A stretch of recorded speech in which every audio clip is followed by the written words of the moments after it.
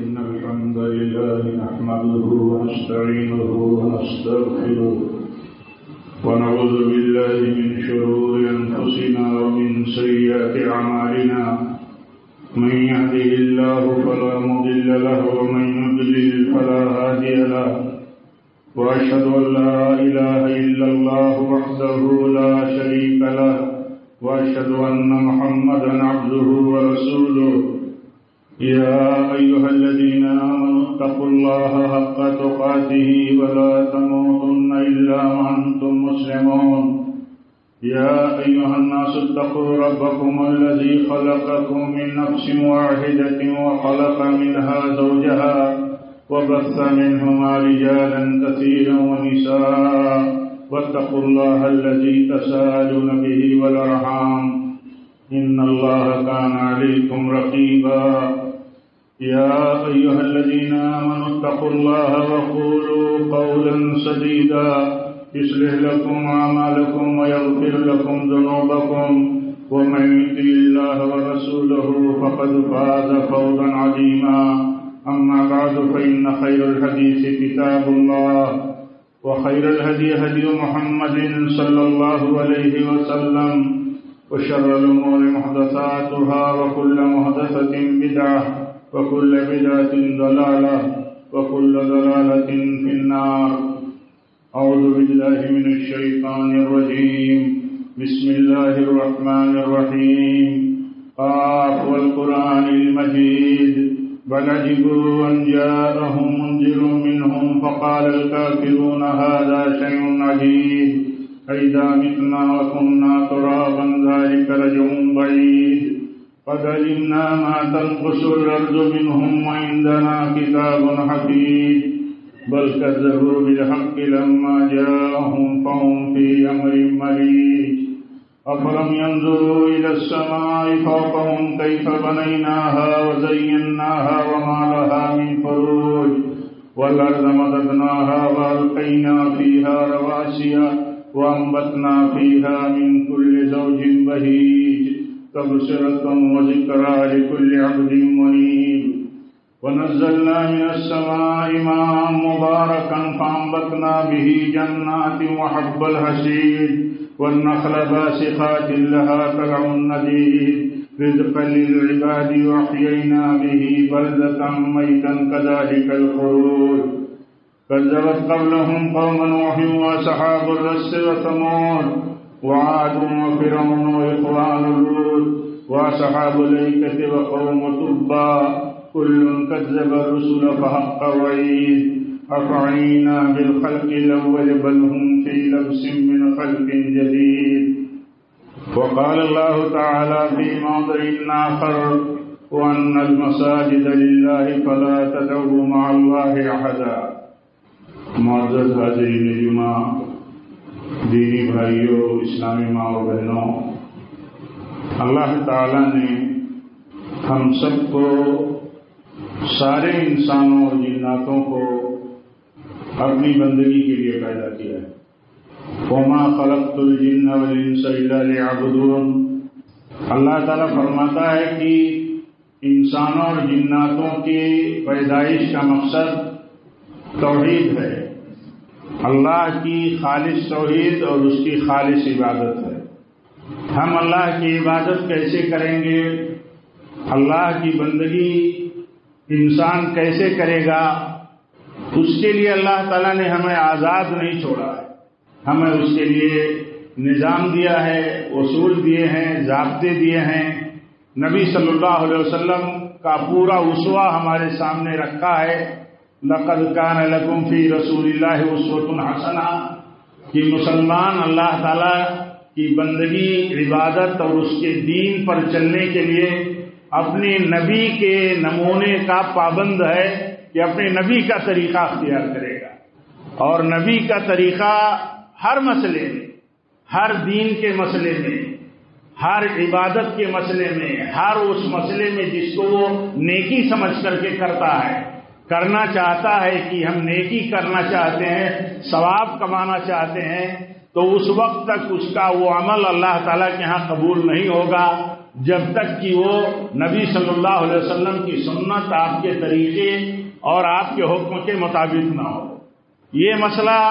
بہت واضح ہے اور بہت واضح رہنا چاہیے ہر مسلمان کے دل و دماغ میں، ہر مرد و عورت کے دل و دماغ میں، کہ اللہ کی عبادت اور نیکی کے عمل کے لیے جب تک سنت سے اس کا ثبوت نہیں ہوگا، جب تک نبی کے عمل سے اس کا ثبوت نہیں ہوگا،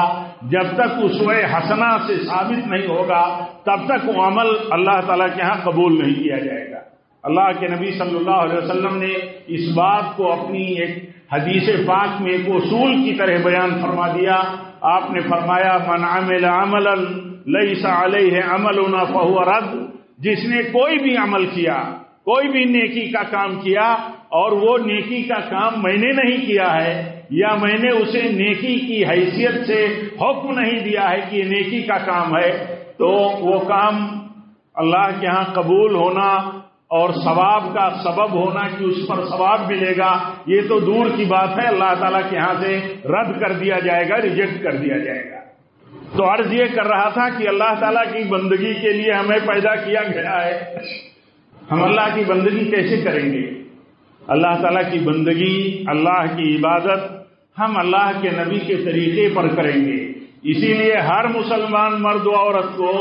یہ بات ہمیشہ اپنے ذہن میں رکھنی چاہیے کہ ہر نیکی جس کو نیکی وہ سمجھتا ہے یا نیکی سمجھ کر کے کرتا ہے، اس کو اطمینان ہونا چاہیے کہ اس کے نبی کا طریقہ ہے یا نہیں ہے۔ ایک بات یہ سمجھ میں ہمیشہ رہنی چاہیے، اور جس کو یہ فکر ہو جائے اپنے عمل کے لیے نیکی کی جس کو فکر ہوگی، اس کو یہ جاننے کے بعد ضرور فکر ہوگی کہ وہ عمل جو وہ کرتا ہے آیا نبی صلی اللہ علیہ وسلم کی سنت اور آپ کے طریقے کے مطابق آئے کہ نہیں ہے۔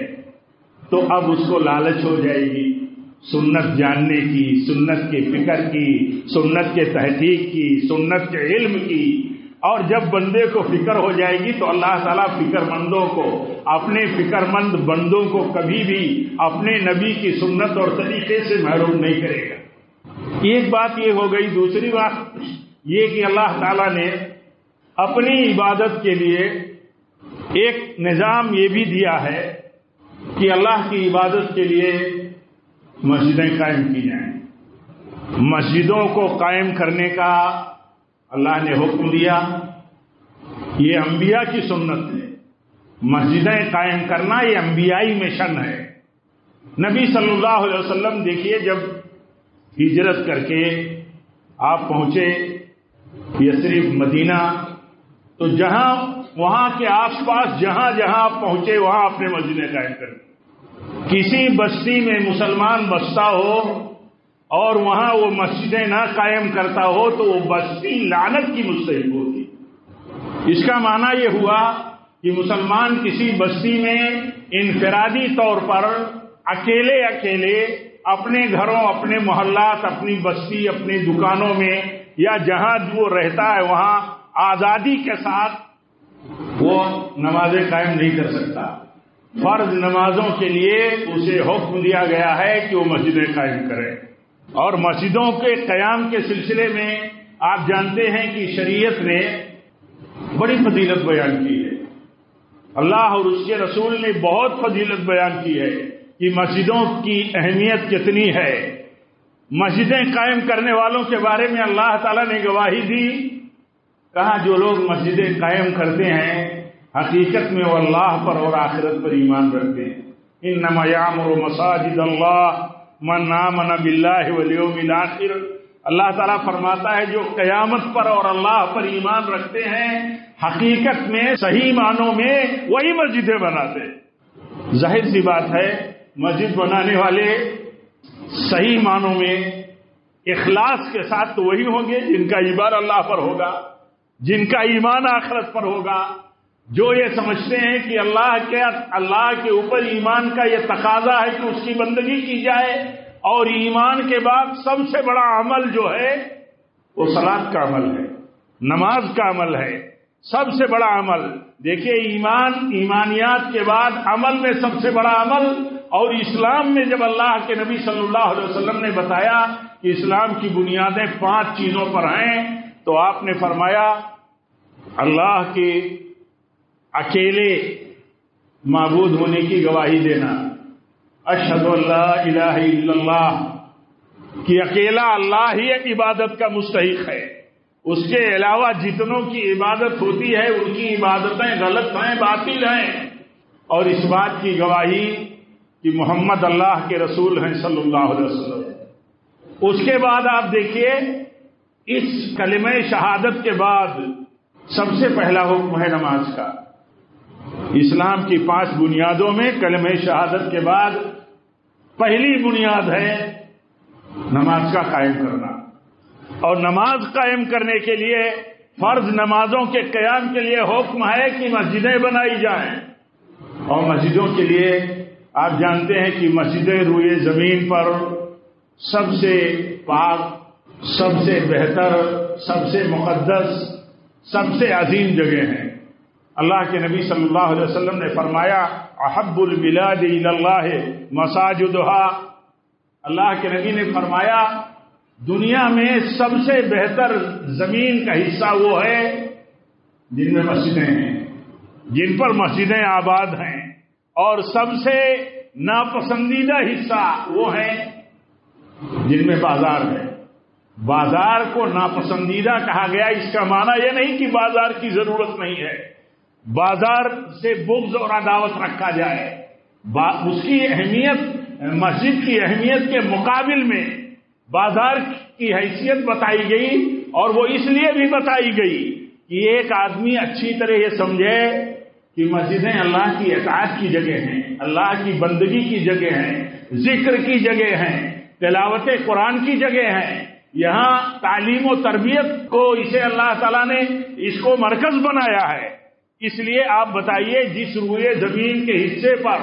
اللہ کی عبادت ہوتی ہو،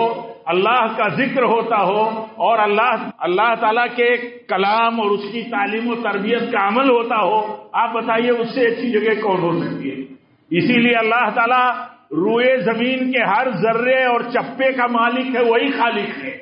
وہی رب العالمین ہے، ہر چیز کا مالک وہی ہے، لیکن اس کے باوجود مساجد کی نسبت اللہ تعالیٰ نے اپنی طرف کی۔ ایسا نہیں ہے کہ صرف مسجدوں کا مالک اللہ ہے، مسجدوں کے سوا دوسری جتنی چیزیں ہیں دنیا میں، آسمان و زمین اور بحر و بر لے کر کے شجر و حجر تک، ساری چیزیں جو ہیں ان کا مالک اللہ نہیں ہے، سب کا مالک اللہ ہے، لیکن اللہ تعالیٰ نے عزت بخشی تشریفاً، تکریماً، تعظیماً، یعنی اللہ تعالیٰ نے عزت بڑھائی اس حصے کی جس حصے میں اس کی عبادت ہوتی ہو، خالص اسی کی عبادت ہوتی ہو، جس حصے سے دنیا کا کوئی معاملہ نہ جڑا ہو، جس حصے سے تجارت کا مسئلہ نہ جڑا ہو، جس حصے سے دنیا کے مسائل نہ جڑے ہوئے ہوں، اللہ تعالیٰ نے اس حصے کو کہا یہ سب سے بہتر جگہ ہے۔ نبی صلی اللہ علیہ وسلم سے ایک موقع پر سوال کیا گیا تھا، آپ سے پوچھا گیا سب سے اچھی جگہ کون ہے اور سب سے خراب جگہ کون ہے اس اللہ کی زمین پر؟ تو اللہ تعالیٰ نے وحی کر کے اپنے نبی کو بتایا تھا کہ بتا دیجئے آپ کہ سب سے بہتر جگہ اللہ کی مسجدیں ہیں، روئے زمین پر اللہ کی عبادت خانے ہیں۔ اب آپ بتائیے روئے زمین پر اللہ کی عبادت کے لیے ایک اللہ کا گھر بنانا کتنا بڑا عمل ہو سکتا ہے؟ بہت بڑا عمل ہے، اللہ کو بہت پسند ہے۔ حدیث میں آتا ہے اللہ کے نبی فرماتے ہیں جس نے اللہ کی رضا کے لیے، اللہ کی رضا اصل ہے، کیونکہ مسجدیں بنانے والے تو الگ الگ طرح کے لوگ ہوتے ہیں، فخر و مباحات والے، دنیا کے مقصد اور دنیا کی مصلحتوں کے لیے۔ اللہ کے نبی فرماتے ہیں جس نے اللہ کا گھر بنایا، من بنا للہ مسجد، اللہ کے لیے جس نے مسجد بنائی اور وہ اللہ کی رضا ڈھونڈتا ہے، اللہ تعالیٰ کی مرضی اس کا مقصد ہے،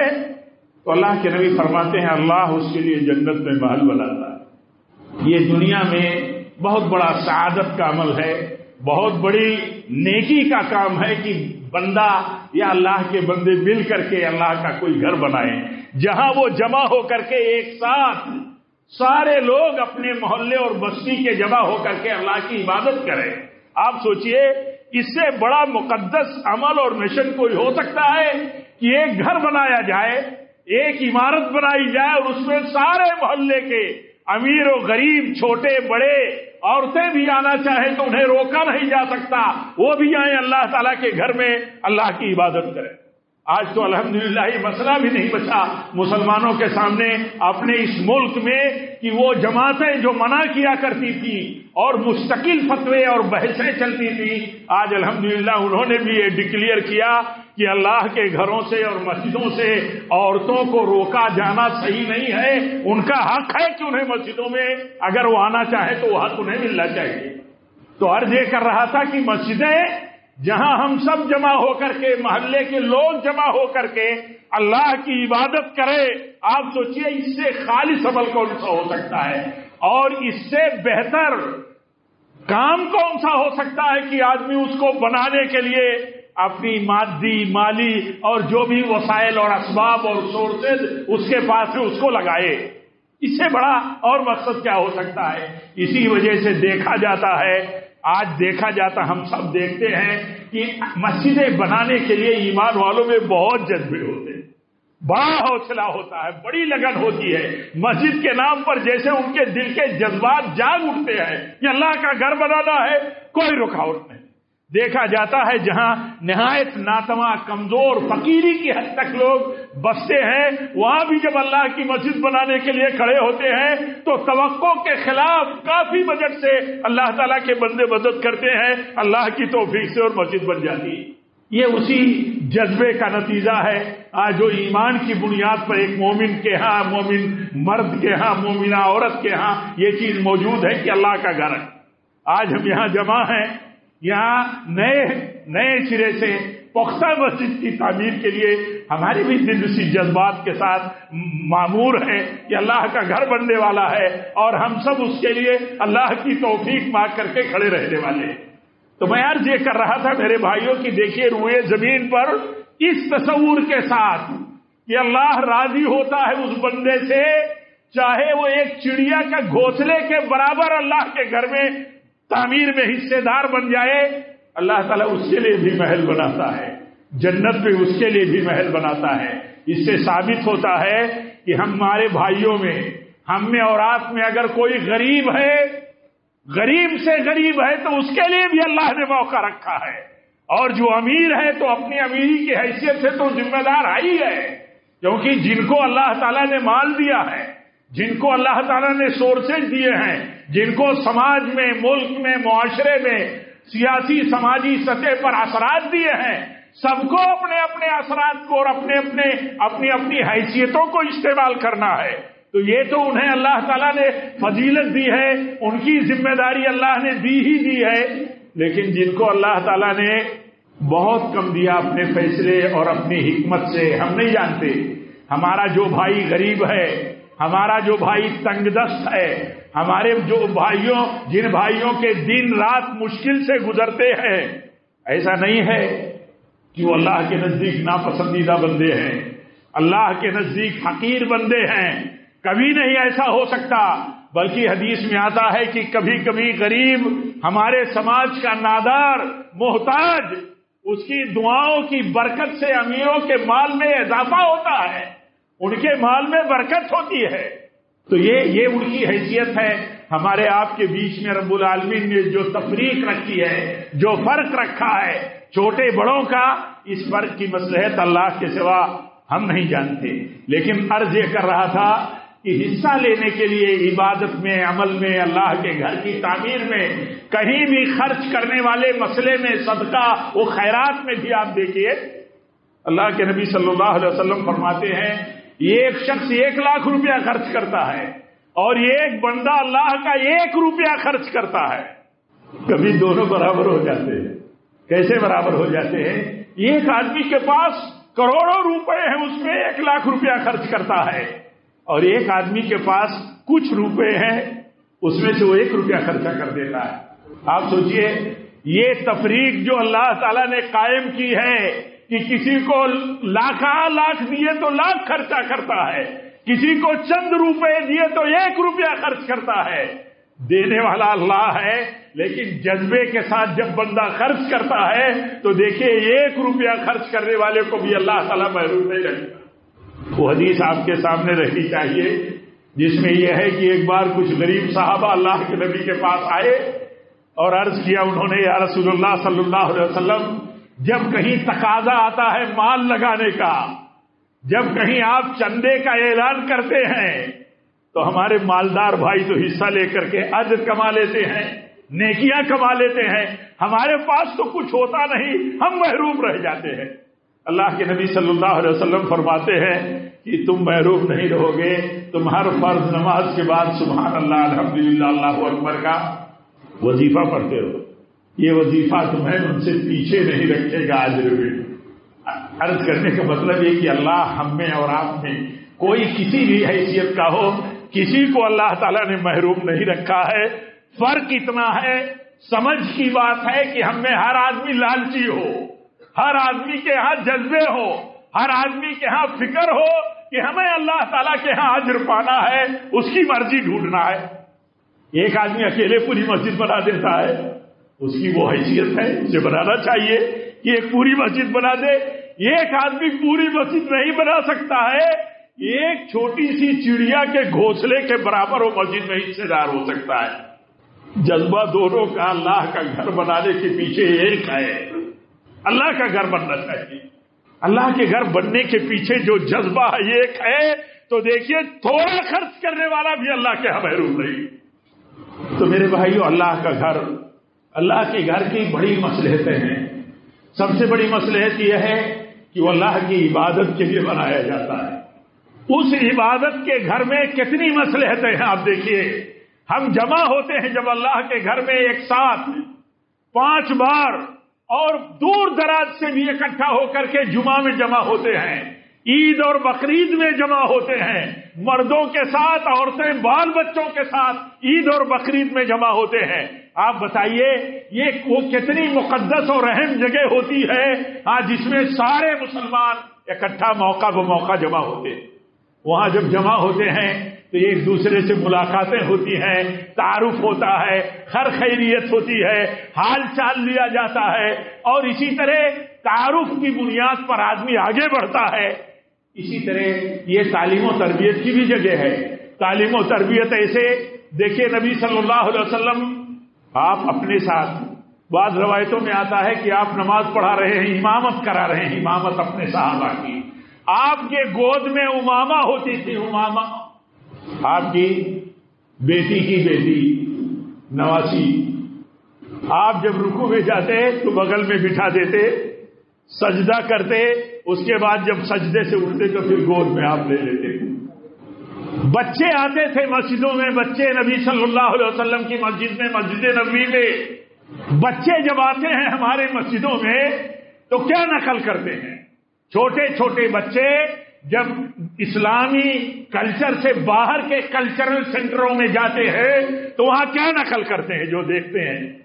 جو کرتے ہوئے سنتے ہیں، جو سنتے ہیں وہ ان کی سماعت میں جا کر کے جذب ہوتا ہے، جو دیکھتے ہیں ان کے نگاہ اور دماغ میں وہ بات جا کر کے بیٹھتی ہے۔ ہمارے بچے آتے ہیں مسجدوں میں، وہ ضرور بچپنا کا عمل کریں گے، بچے ہیں تو کریں گے کیا، لیکن وہ عبادت، عمل، سجدے، رکوع۔ میں نے دیکھا ہے کہ ایک بھائی ہیں ہمارے محلے میں رہتے ہیں، وہ آتے ہیں غیر اہل حدیث ہیں، اور آتے ہیں وہ رفع الیدین نہیں کرتے، ان کے ساتھ کبھی کوئی چھوٹا سا بچہ آتا ہے تو وہ رفع الیدین کرتا ہے، ہاتھ اٹھاتا ہے، کیونکہ وہ دیکھتا ہے کہ اور لوگ ہاتھ اٹھاتے۔ تو مسجد تربیت کی جگہ ہے، عملی تربیت کی جگہ ہے۔ اور آپ جانتے ہیں کہ نبی صلی اللہ علیہ وسلم بیان فرماتے ہیں کہ میں نماز کبھی پڑھا رہا ہوتا ہوں اور لمبی نماز آپ کی نیت ہوتی ہے اور عمل ہوتا ہے، لیکن آپ دیکھتے ہیں کہ پیچھے سے بچے کی رونے کی آواز آتی ہے تو آپ اپنی نماز مختصر کر دیتے ہیں، اس ناطے مختصر کر دیتے ہیں کہ بچہ روئے گا، نماز کی حالت میں بچے کی ماں ہوگی، ماں کو تکلیف ہوگی، اس لیے آپ نماز مختصر کر دیتے تھے۔ یعنی اس سے ثابت ہوتا ہے کہ بچے آتے تھے، عورتیں مسجد نبوی میں آتی تھی، اجازت ہے ان کے لیے، ضروری نہیں ہے مسجدوں میں آنا، لیکن روکنا صحیح نہیں ہے۔ اور ہمارا اور آپ کا کسی بھائی سے جھگڑا کرنا بھی صحیح نہیں۔ ہمارے علماء کہتے ہیں اپنے بھائیوں کو، لوگوں کو، مسلمانوں کو سنتیں بتاتے رہو، سنتیں بتاتے رہو۔ یہ نبی کی سنت ہے، یہ صحابہ کا طریقہ ہے، یہ صحابیات کا عمل ہے۔ ان سے جھگڑا، ان سے تکرار مت کرو۔ تکرار اور جھگڑا اور لڑائی کرنے سے اگر دین اور سنت کو اللہ تعالیٰ کو پھیلانا ہوتا تو اللہ تعالیٰ کافی ہے، اللہ تعالیٰ کافی ہے۔ وَلَوْ شَاءَ رَبُّكَ لَجَعَلَ النَّاسَ أُمَّةً وَاحِدًا، اگر اللہ تعالیٰ چاہتا تو سب کو ایک بنا دیتا۔ طاقت اور جھگڑے سے اگر کوئی بات منوانی ہے تو یہ اللہ کا طریقہ نہیں ہے، یہ اللہ کے بندوں کا طریقہ نہیں ہے، نہ اللہ تعالیٰ نے یہ سنت اپنائی۔ ہمارا بھی یہی طریقہ ہونا چاہیے، ہندوستان میں بسنے والے سارے مسلمانوں کا یہی طریقہ ہونا چاہیے، بالخصوص اہل الحدیث کا، کیونکہ وہ ہر عقیدے اور ہر عمل میں اللہ کے نبی کا عقیدہ، اللہ کے نبی کی سنت، صحابہ کا طریقہ ڈھونڈتے ہیں اور اسی پر عمل کرتے ہیں، حتی الوسع اس پر عمل کرتے ہیں۔ تو ان کی ذمہ داری ہے کہ وہ دیکھیں جب کہیں بھی اپنے بھائیوں کے تئیں کہ ان کا عمل سنت کے مطابق نہیں ہے تو جھگڑنے کے بجائے ان کا کام ہے بتا دینا کہ بھائی ہم آپ بھائی ہیں، کلمہ گو مسلمان ہیں، کلمہ شریک جس کو کہا جاتا ہے کلمہ شریک مسلمان ہے، یہ ہمارے نبی کی سنت ہے۔ اور یہ مسجد کا رول یہ ہے، اصل مسجد کا رول اللہ کی عبادت کے ساتھ اصلاح کا ہے۔ دیکھیے کوفہ کی مسجد میں لوگ حلقہ بنا کر کے بیٹھتے تھے اور ایک آدمی کنکری اٹھا کر کے دیتا تھا، کہتا تھا کہ اس کنکری پر گنو 100 بار سبحان اللہ، کنکری اٹھا کر کے دیتا تھا۔ تو قصہ مختصر یہ کہ حضرت عبداللہ بن مسعود آئے، دارمی کی صحیح روایت ہے، ہمارے بھائی دیکھ سکتے ہیں، جاننا چاہیے۔ وہ آئے تو انہوں نے کہا کہ تم نے جو طریقہ اختیار کیا ہے یہ طریقہ بہتر ہے یا نبی صلی اللہ علیہ وسلم کا طریقہ بہتر تھا؟ آپ نے جو تسبیح گننے کا طریقہ دیا ہے وہ بہتر ہے یا آپ لوگوں نے جو اپنے طور پر بنا لیا ہے یہ طریقہ بہتر ہے؟ اس سے بھی ثابت ہوتا ہے کہ ایک مسلمان جب کہیں بھی اپنے مسلمان بھائی کو سنت کے خلاف عمل کرتے ہوئے دیکھے تو وہ اچھے ڈھنگ سے بتائے کہ کیا آپ کے نبی کا طریقہ بہتر ہے یا آپ کے نبی کے طریقے کے خلاف جو آپ نے طریقہ اپنایا وہ بہتر ہے۔ اس میں اثر بہت ہے، اس میں پاور بہت ہے، اس کے اندر قوت بہت ہے۔ جھگڑنے سے آدمی دلوں کا سخت ہو جاتا ہے، زبان کا تیز ہو جاتا ہے، اس کے اثرات کم ہو جاتے ہیں۔ یہ بھی مسجد کا ایک پیغام ہے، یہ بھی مسجد کی ایک بہت بڑی مصلحت ہے کہ مسجدوں میں ہر طبقے کے لوگ آتے ہیں، ہر طبقے کے لوگوں کو آنا چاہیے۔ مسجدوں میں تفریق غلط ہے، جنہوں نے تفریق کی مسجدوں میں وہ اللہ کے ہاں جواب دہ ہوں گے کہ کن کی بنیادوں پر مسجدوں میں تفریق کی گئی۔ وَأَنَّ الْمَسَاجِدَ لِلَّهِ، جتنی مسجدیں ہیں روئے زمین کی سب اللہ کی، سب اللہ کے لیے ہیں۔ مسجدوں سے کسی کو روکا نہیں جا سکتا، کسی کو ٹوکا نہیں جا سکتا، مسجد کے اندر ایسا کچھ نہیں کیا جا سکتا جس کی وجہ سے مسجد کا ماحول خراب ہو، مسجدوں کے آباد کرنے میں رکاوٹ ہو، مسجدوں سے لوگ دور بھاگیں۔ مسجدیں تو اللہ کا گھر ہے، جوک در جوک مسجدوں سے جڑنے کی ضرورت ہے۔ اسی لیے دیکھیں گے جو اصل گھر ہے اللہ کا کعبہ، یعنی مسجدوں میں جو اصل مسجد ہے کعبہ، بیت اللہ الحرام، جب بنایا ابراہیم اور اسماعیل علیہ السلام نے تو اللہ تعالیٰ نے کہا وَأَذِّن فِي النَّاسِ بِالْحَجِّ، کہا اعلان کرو لوگ حج کو آئے۔ آج دیکھیے حج کی حالت کیا ہے۔ ایسا لگتا ہے کہ لوگوں کے دل میں کتنی محبت ہے، جان اپنی لگا دینا چاہتے ہیں اللہ کے گھر کی دیوانگی میں، اس کو دیکھنے میں، اس کا طواف کرنے میں، اس کا حج کرنے میں، اس میں عبادت کرنے کے لیے۔ بوڑھے سے بوڑھے مرد و عورت ایسا لگتا ہے کہ ان کے اندر توانائی کہاں سے اتنی آ گئی ہے۔ تو اتنی محبت ہے، اتنی محبت ایسے ہی اللہ کے سچے بندوں کو اللہ کے گھر سے ہوتی ہے۔ اللہ کے نبی فرماتے ہیں قیامت میں جب عرش الہی کے سوا کوئی سایہ نہیں ہوگا، وہاں اس شخص کو سایہ ملے گا جس کا دل اللہ کے گھر سے مسجدوں سے لگا ہو۔ ہم میں ہر آدمی دیکھے کہ ہمارا دل اللہ کے گھر سے کتنا جڑا ہے، کتنا ہمارا لگاؤ ہے اللہ کے گھر سے۔ اللہ کے گھر سے جس بندے کا جتنا لگاؤ ہوگا اتنا ہی وہ اللہ کا محبوب ہوگا۔ اللہ کے نبی فرماتے ہیں اگر کسی کو دیکھو مسجد کی خدمت کرتے ہوئے، مسجد کا ایک تنکا اٹھاتے ہوئے تو گواہی دو کہ وہ مومن ہے۔ کیا وجہ ہے، کیا مقصد ہے؟ اللہ کی رضا کے لیے اللہ کے گھر کی خدمت کرتا ہے، کیونکہ مالک تو نہیں ہو سکتا۔ کسی کو یہ کہنا کہ میری مسجد ہے،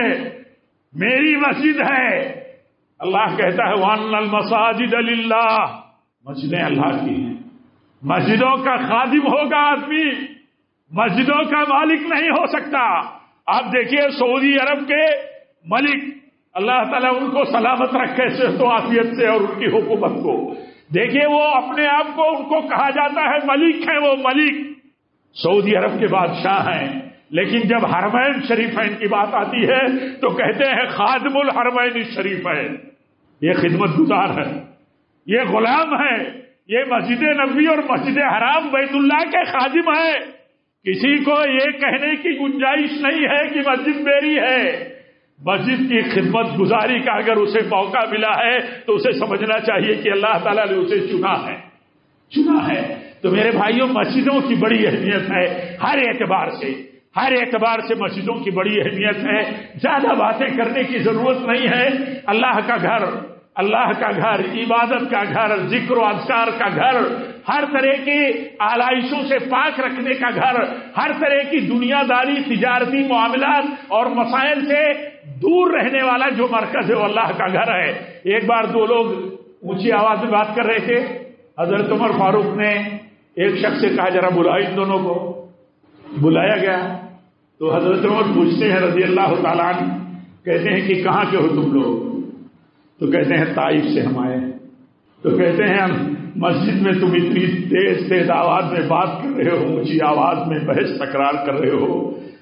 اب تم طائف کے ہو، اگر تم ہمارے یہاں کے ہوتے تو تم کو سخت سزا دیتا۔ معلوم ہوا کہ مسجدوں میں آواز بیجا بلند کرنا بھی صحیح نہیں ہے۔ خطبے کی آواز، ذکر کی آواز، وعظ و نصیحت کی آواز، نماز کی آواز، یہ ساری چیزیں تو مطلوب ہیں، لیکن دنیا داری اور بیجا بحث اور تکرار میں مسجدوں میں بحث اور تکرار کرنا یہ کبھی صحیح نہیں ہے۔ بہت دور رہنے کی ضرورت ہے ان سے۔ اللہ کے نبی نے فرمایا کہ اگر کسی کو دیکھو کہ کوئی اعلان کر رہا ہے کسی گمشدہ چیز کا، کوئی چیز گم ہو گئی مسجد میں اعلان کر رہا ہے، تو کہو اے اللہ اس کا گمشدہ مال اسے نہ ملے۔ اللہ کا گھر اس لیے نہیں ہے، اللہ کا گھر تجارت کے لیے نہیں ہے، تجارتی باتیں کرنے کے لیے نہیں ہے، یہ اللہ کا گھر ہے۔ جب اس عظیم مقصد کے لیے اللہ کا گھر بنایا جاتا ہے تو اتنا ہی بڑا بندے کے لیے اجر ہے۔ اللہ تعالی ہم سب کو توفیق دے کہ ہم ان لوگوں میں سے ہوں جن کے بارے میں اللہ تعالیٰ فرماتا ہے مسجدیں آباد کرنے والے، بنانے والے اور اس کو آباد کرنے والے ایمان والے ہوتے ہیں، جو اللہ اور قیامت کے دن پر ایمان رکھتے ہیں، آخرت کے دن پر ایمان رکھتے ہیں۔ اللہ تعالیٰ ہمیں ان میں شامل فرمائے۔ رب العالمین ہمارے دلوں کو مسجدوں سے تو لگائے رکھیں، ہم اپنے دلوں کو مسجدوں سے جوڑے رکھیں۔ اللہ تو ان لوگوں میں ہمیں شامل فرما جن کے دل مسجدوں سے اٹکے ہوتے ہیں۔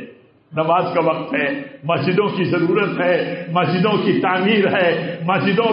کی ترمیم ہے، مسجدوں کے ضروریات ہیں۔ جس آدمی کا جہاں دل لگا رہتا ہے وہاں ان کے تقاضوں کی بھی فکر کرتا رہتا ہے۔ اور رب العالمین ہم سب کو توفیق دے کہ یہ مسجدیں جو اللہ تعالیٰ کی توحید کا مرکز ہیں، یہ توحید کا مرکز رہے، کسی طرح کی شرکیات مسجدوں میں نہ آنے پائیں۔ ہر مسلمان کے لیے سبق ہے کہ مسجدیں منار توحید ہیں، مرکز توحید ہیں، مسجدوں میں شرک کا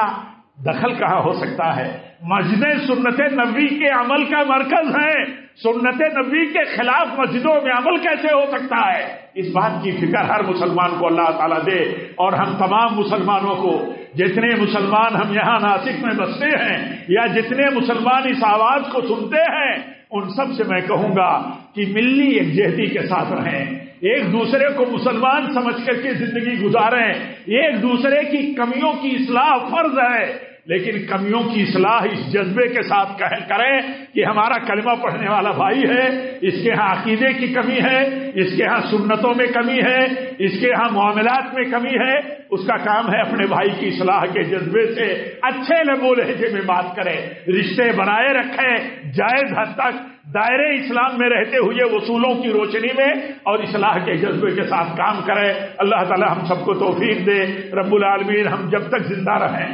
تیری اطاعت پر رہیں، تیری بندگی پر رہیں جس کے لیے تو نے ہمیں پیدا کیا ہے، اور جب بھی ہماری موت ہو تو تیری اطاعت پر ہو، تیرے نبی کی سنت پر ہو، یعنی مسلک سنت پر ہو، مسلک صحابہ پر ہو۔ وآخر دعوانا الحمدللہ رب العالمین۔ الحمد لله رب العالمين والصلاة والسلام على رسوله النبي الكريم إن الله وملائكته يصلون على النبي يا أيها الذين آمنوا صلوا عليه وسلموا تسليما اللهم صل على محمد وعلى آل محمد كما صليت على إبراهيم وعلى آل إبراهيم إنك حميد مجيد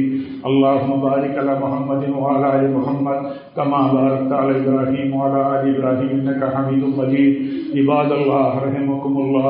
أقول قولي هذا واستغفر الله لي ولكم ولسائر المسلمين وآخر دعوانا الحمد لله رب العالمين۔